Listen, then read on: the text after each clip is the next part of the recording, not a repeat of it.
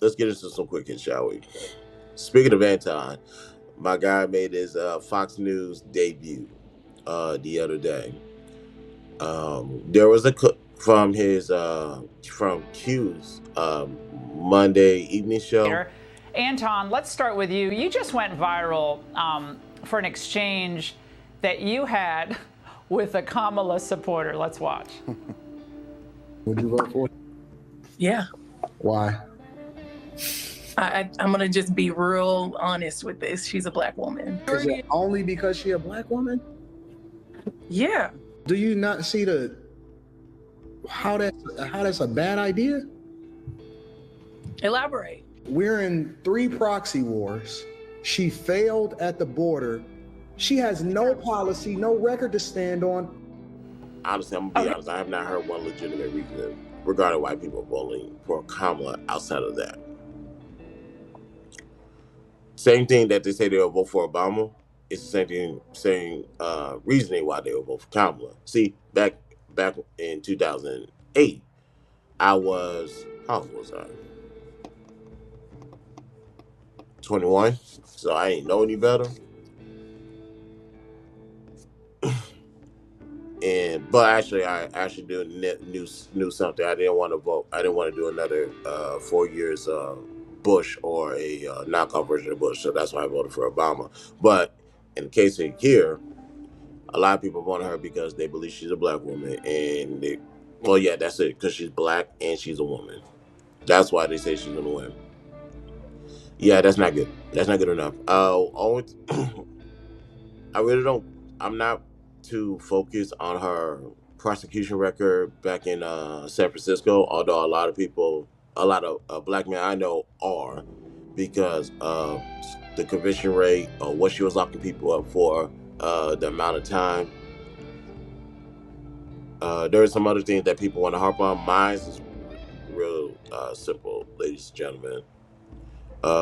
You as a border czar, you screwed that up as a vice president, and you want me to give you the presidency. It's not going to happen.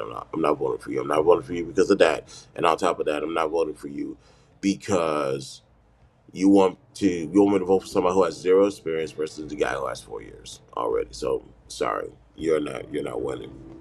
But with Anton on Fox News, honestly, see, I'm a guy that likes consistency.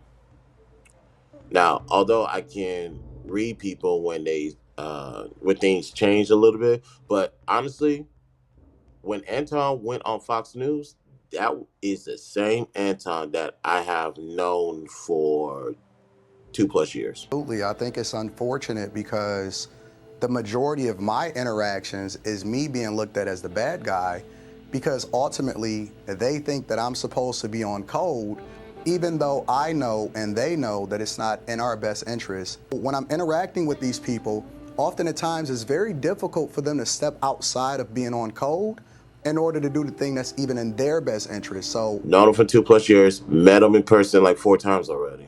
Him and Rita, to be exact. Very nice people to be around, ladies and gentlemen. Like I said, I was just hanging with them during the meetup in Houston this past Saturday, excuse me. Very nice people, but that's always his take. That's always been Anton. Now he'll go in deep details why he's not voting for Kamala. and I think that identity politics is the play.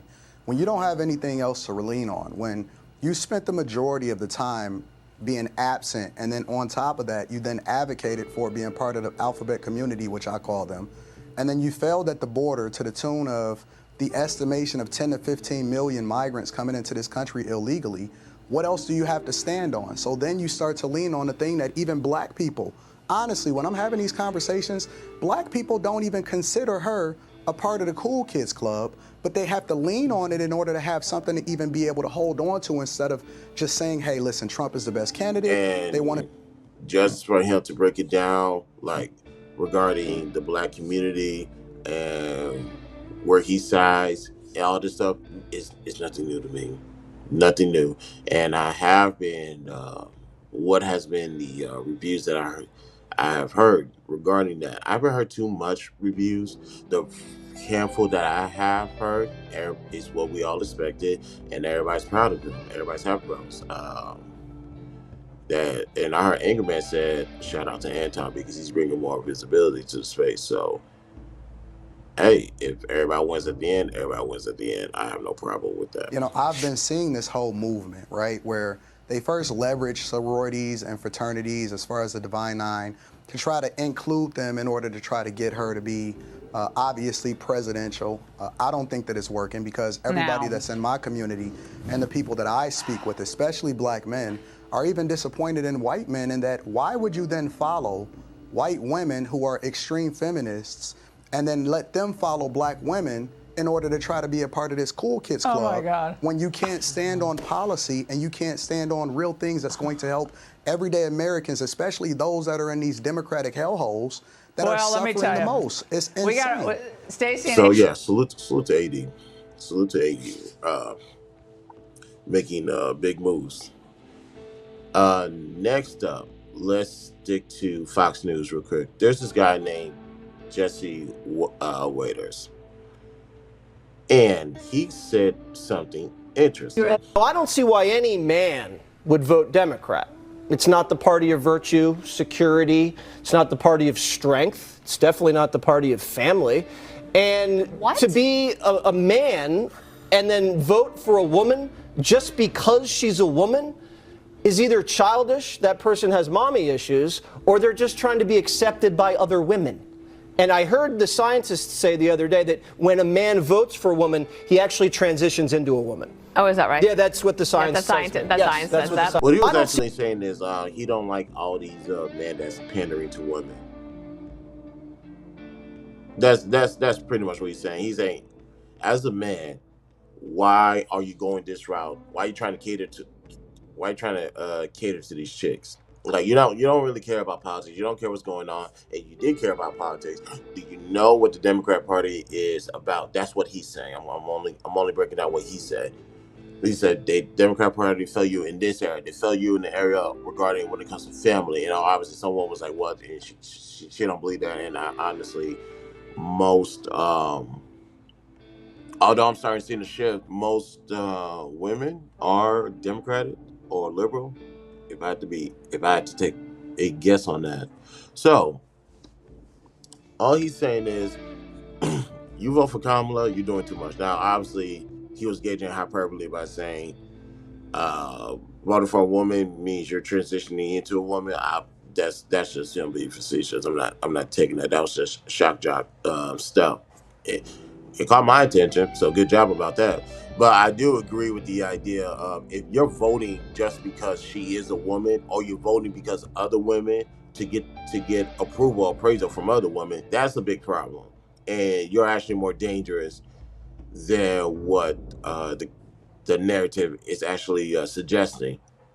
Tell me why you're voting for whoever you're voting for. Like I can tell you one thing. I'm not voting for Kamala for specifically two reasons that I stated previously. You screwed up as a board of czar, and you want me to vote for 0 experience versus 4-year experience. That's not happening. So, at the legitimate reason, I know why I'm not voting for Kamala. That is a fact. Where people want to say, like I said, black woman, this, that, or there, identity politics, culture, whatever. This is who they want to vote for. Turn that on so I don't receive no phone calls. So please know what you're doing when y'all go to the voting booth. And lastly, speaking of Trump, a lot of people did not think it was appropriate for you to be here today. You have pushed false claims about some of your rivals, from Nikki Haley to former President Barack Obama, saying that they were not born in the United States, which is not true. You have told 4 congresswomen of color who were American citizens to go back to where they came from. You have used words like animal and rabid to describe black district attorneys. You've attacked black journalists, calling them a loser, saying the questions that they ask are, quote, stupid and racist. You've had dinner with a white supremacist at your Mar-a-Lago resort. So my question, sir, now that you are asking black supporters to vote for you, why should black voters trust you after you have used language like that? Well, first of all, I don't think I've ever been asked a question so in such a horrible manner. First question. You don't even say, hello, how are you? Are you with ABC? Because I think that was funny. So, that set the mood for the excuse me, for the entire interview, ladies and gentlemen. And how you start is how, what's important is how you start. Now,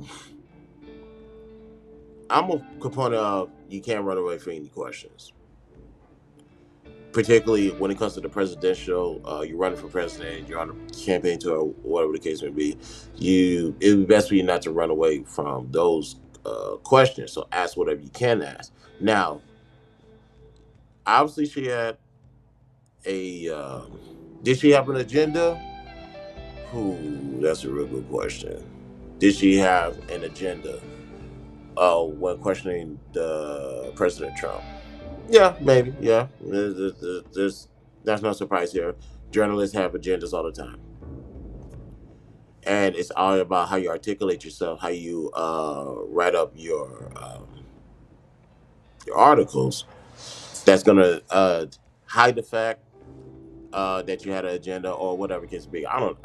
I'm not gonna say I don't know because I know this is it's journalism, it's writing, and this is something that I like to do. I'm not calling myself a journalist because of the process that you get to go through to be a journalist. So I get it, I understand. But with the questioning that he received for the whole thing, the whole duration, it was hot. I'm not gonna say hostile, ladies and gentlemen. Now on the president's part, if anything, Donald Trump handled himself with class, professional, with care, and dare I say, that was genius for him to go because it's you versus three other women, journalists, black women to be exact.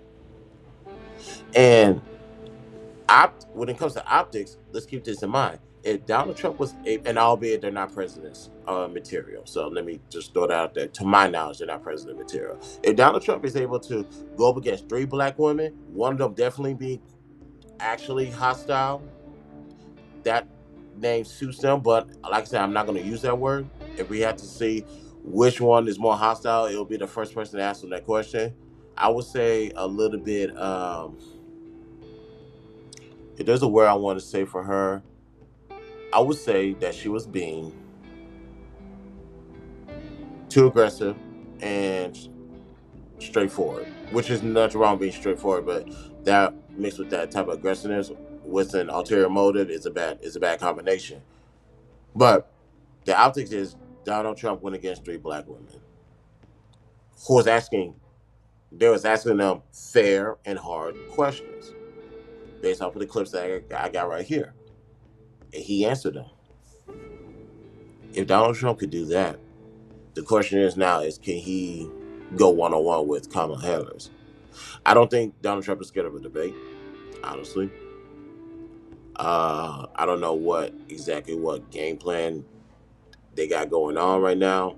So you're just gonna have to sit back and wait for them to see. But I think he's good to go against the idea that he went up against a woman. In this case, a black woman. He already went up against a woman before and won, albeit by the electoral college votes, not the regular votes. So let's see if he'll do it again against a black woman. So let's see how that turns out. I think he will be fine, but like I said, I'm not voting for Kamala Harris. All right, like I said, last time, you screwed up as the board czar, and zero experience pales the comparison to 4 years of experience. Sorry. And that was your quick hits, ladies and gentlemen.